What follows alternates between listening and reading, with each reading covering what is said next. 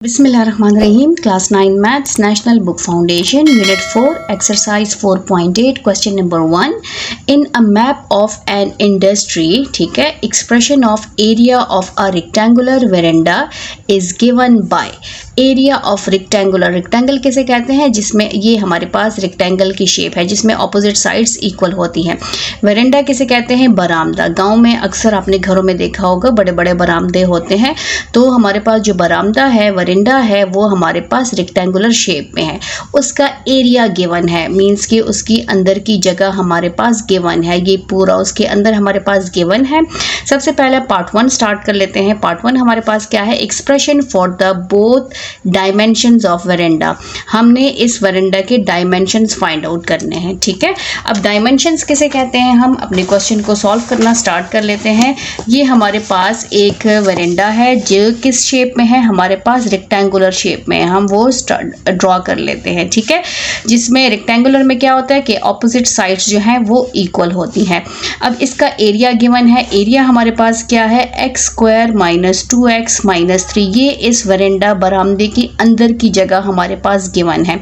हमें क्वेश्चन में कहा है कि expression find the expression for both dimensions of veranda. अब डायमेंशंस किसे कहते हैं? डायमेंशन जो बड़ी साइड होती है, लंबी साइड होती है, उसको लेंथ कहते हैं. और ये जो छोटी साइड होती है ये इसकी विड्थ होती है. तो हमने इसके डायमेंशंस फाइंड आउट करने की मीन्स कि हमने इसकी लेंथ फाइंड आउट करनी है और इसकी विड्थ फाइंड आउट करनी है. तो ये भी विड्थ है और ये भी हमारे पास एल है. ठीक है, अब जो गिवन है हम अपने गिवन को यूज करेंगे. हमारे पास गिवन क्या है? Area of rectangular veranda. ये हमारे पास गिवन है. एरिया ऑफ रेक्टेंगुलर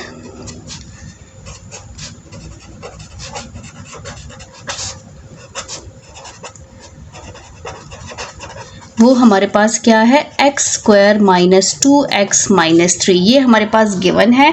अब हमने फाइंड क्या करना है? हमने फाइंड आउट करना है इसके dimensions.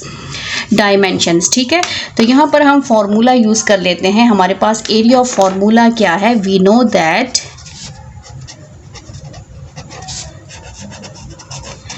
No that area of rectangle क्या है हमारे पास? एरिया ऑफ रेक्टेंगल हमारे पास है लेंथ मल्टीप्लाई विड्थ. ठीक है, अब यहाँ पर हमारे पास जो एरिया है, एरिया हमारे पास है x square minus 2x minus 3 m square. यहाँ पर इसके साथ हमने एम स्क्वायर भी लिखना है. और यहाँ पर हमारे पास क्या है? एल भी है.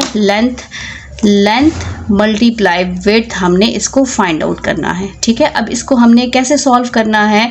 इसका हमने इससे, ताकि हम इससे लेंथ भी फाइंड आउट कर सकें और इससे हम विड्थ भी फाइंड आउट कर सकें. इसको देखें, ये क्या हो रहा है? इसको हमने फैक्टराइज करना है क्योंकि ये दोनों क्या है? मल्टीप्लिकेशन फॉर्म में है, एल लेंथ और विड्थ. जब ये हमारे पास इसको फैक्टराइज करेंगे तो हमारे पास जो फैक्टर्स आएंगे वो भी मल्टीप्लिकेशन फॉर्म में ही होंगे. अब इसको हम फैक्टराइज कर लेते हैं. कैसे फैक्टराइज करेंगे? यहाँ पर हम थोड़ा सा इसका रफर कर लेते हैं. ठीक है, sum and product mid term break से हम करेंगे. सम एंड प्रोडक्ट से सम में हमें क्या चाहिए? सम में हमें सेंट्रल वैल्यू चाहिए -2 और प्रोडक्ट में हमें क्या चाहिए? 1 3 इज -3. हमें प्रोडक्ट में -3 चाहिए. अब दो नंबर्स हमने ऐसे सेलेक्ट करने हैं, जिसको मल्टीप्लाई करें तो -3 आए और जिसको प्लस माइनस करें तो हमारे पास -2 आए. अब वो दो नंबर्स क्या है? 2 1 इज 2 तो वो तो 2 आता है. हमें 3 चाहिए तो हम लेंगे 3 1 इज 3. 3 मल्टीप्लाई 1. लेकिन हमें क्या चाहिए? -2 चाहिए तो हम -3 प्लस 1 लेंगे. -3 प्लस 1.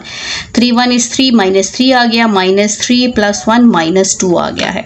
अब हमने क्या करना है? इसको छोड़ के हमने क्या करना है? अब हम इसको जो है ऐसे फैक्टराइज करेंगे. एक्स स्क्वायर, इसकी जगह हम लिखेंगे -3x माइनस 1x माइनस 3 और ये हमारे पास हो जाएगा एम स्क्वायर. ठीक है, अब इसके हमने ग्रुप बनाने हैं. ये ऐसे ही आता जाएगा लेंथ मल्टीप्लाई विड्थ.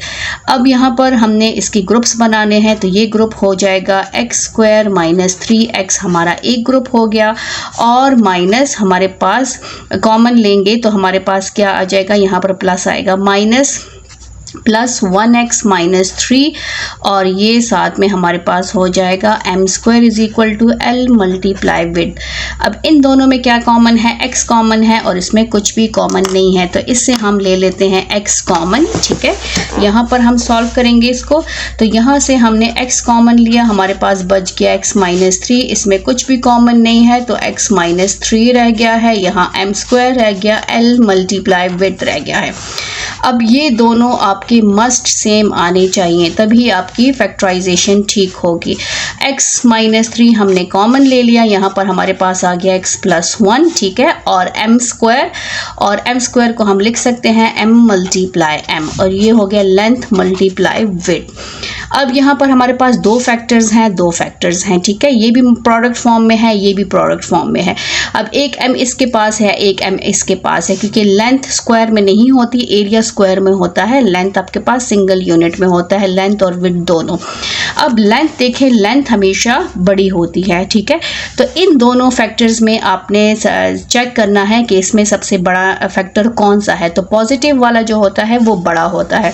तो हमारे पास L क्या है, लेंथ हमारे पास हो गया x प्लस 1 और ये साथ में मीटर आ गया, और विड्थ हमारे पास क्या आएगा, विड्थ हमारे पास आ जाएगा x माइनस 3 और ये हमारे पास आ गया मीटर। तो हमने जो है expression for both dimensions of veranda, हमने इसके डायमेंशंस जो हैं वो फाइंड आउट कर लिए हैं, ठीक है। अब हम स्टार्ट करते हैं इसका सेकंड बी पार्ट हमारे पास क्या है, इसका हम लिख लेते हैं solution. Expression for parameter of veranda, हमने बरामदे का पैरामीटर फाइंड आउट करना है। यहाँ पर मैं दोबारा से एक शेप, ये रेक्टेंगुलर शेप ड्रॉ कर लेती हूँ, ठीक है। पैरामीटर का मतलब क्या होता है, पैरामीटर का मतलब होता है सम ऑफ बाउंड्रीज, ठीक है, ये हमेशा याद रखें। जब बाउंड्रीज को हम प्लस कर लेते हैं तो वो बनता है हमारे पास पैरामीटर, सम ऑफ बाउंड्रीज। हमने बरामदे की बाउंड्रीज फाइंड आउट करनी है, तो यहाँ पर हम जो है लिख लेते हैं, यहाँ पर जो फॉर्मूला है पैरामीटर ऑफ रेक्टेंगुलर वेरेंडा या पैरामीटर ऑफ रेक्टेंगल, हमारे पास क्या आएगा, PERIMETR, पैरामीटर ऑफ रेक्टेंगल, ठीक है, वो हमारे पास है 2 इंटू लेंथ प्लस विड्थ।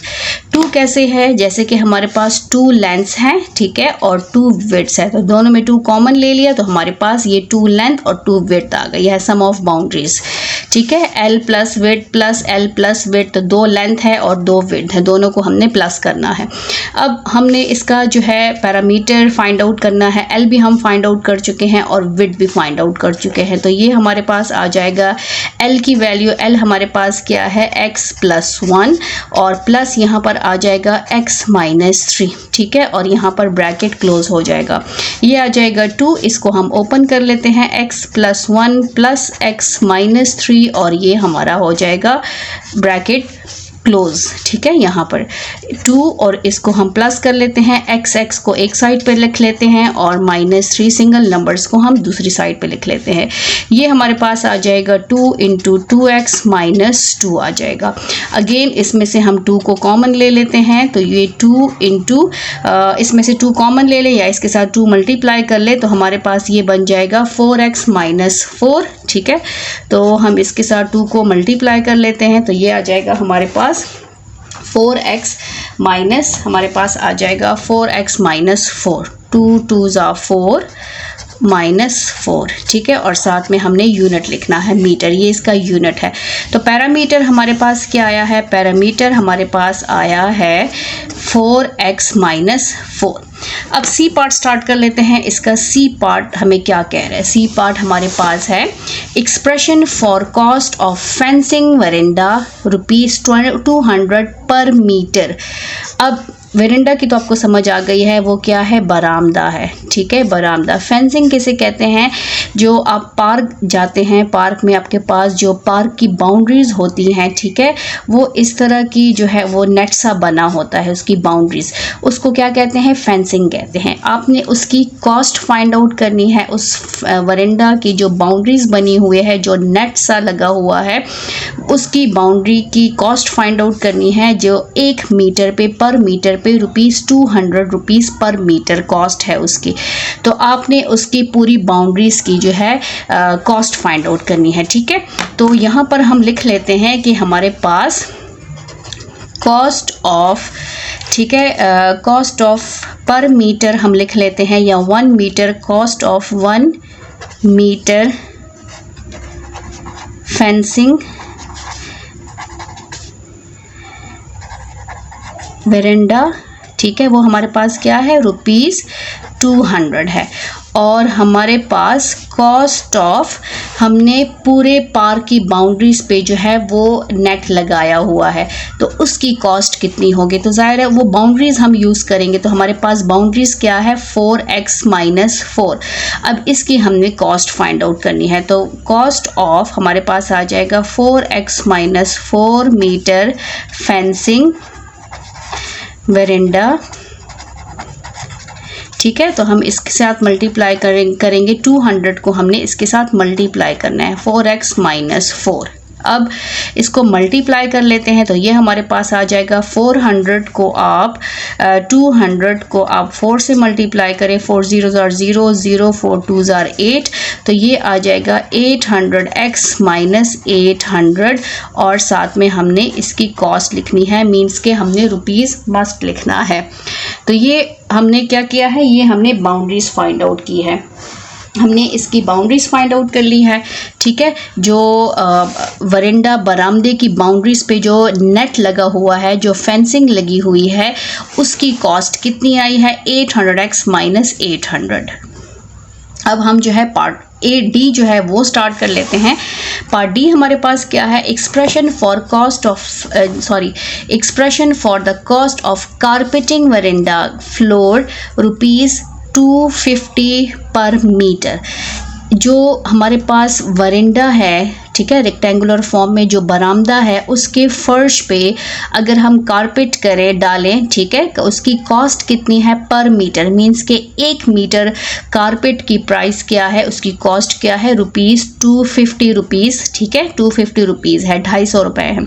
अब हमने क्या करना है, हमने पूरा जो है इसका एरिया, इस पूरी जगह को हमने कारपेट डालना है, इस पूरी जगह में। तो जाहिर है इसके लिए हम एरिया यूज़ करेंगे, क्योंकि कारपेट सिर्फ बाउंड्रीज में तो नहीं होता, कारपेट तो पूरे उसके अंदर आता है, तो इसके लिए हमने एरिया यूज़ करना है, ठीक है।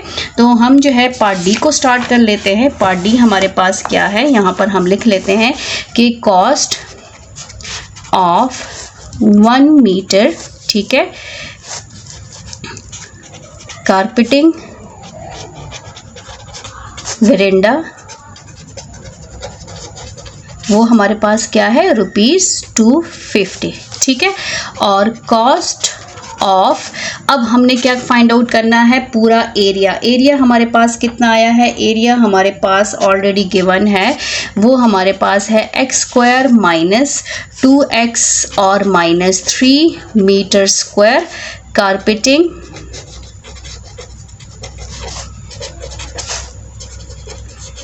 वेरेंडा। तो हमने 250 को इस पूरे एरिया से मल्टीप्लाई करना है, तो यहाँ पर मैं लिख लेती हूँ कि 250 × x², ठीक है, -2x -3। अब 250 को इससे मल्टीप्लाई कर लेते हैं, 250 1 = 250 x² -250 को 2 से मल्टीप्लाई करेंगे, तो यहाँ रफ वर्क में कर लेते हैं, 2 0 = 0, 2 5 = 10, 2 2 = 4 + 1 5, तो ये 500 जो है x हो जाएगा। फिर हम 250 को 3 से मल्टीप्लाई करते हैं, 3 0 = 0, 3 5 = 15, 3 2 = 6 और +1 7। तो ये हमारे पास क्या आता है, उसकी कॉस्ट के लिए हमने रुपीज़ यूनिट यूज़ करना है, हम मीटर यूज़ नहीं करेंगे, ये इसका यूनिट है। और कॉस्ट फाइंड आउट करने के लिए हमने इसका रुपीज़ यूनिट लिखना है, ठीक है। इस यहाँ पर रुपीज़ आएगा, क्योंकि हम कारपेटिंग जो बरामदे में हमने कारपेट डाला है, उसकी कॉस्ट कितनी है, उसकी कॉस्ट हमारे पास ये आई है। आप ये आंसर भी लिख सकते हैं और आप ये आंसर भी लिख सकते हैं, दोनों आंसर करेक्ट हैं। बुक में पीछे ये आंसर दिया हुआ है, आप यहाँ तक भी कर सकते हैं और आप मल्टीप्लाई भी कर सकते हैं। उम्मीद है आपको क्वेश्चन की समझ आ गई होगी। थैंक यू, अल्लाह हाफिज़।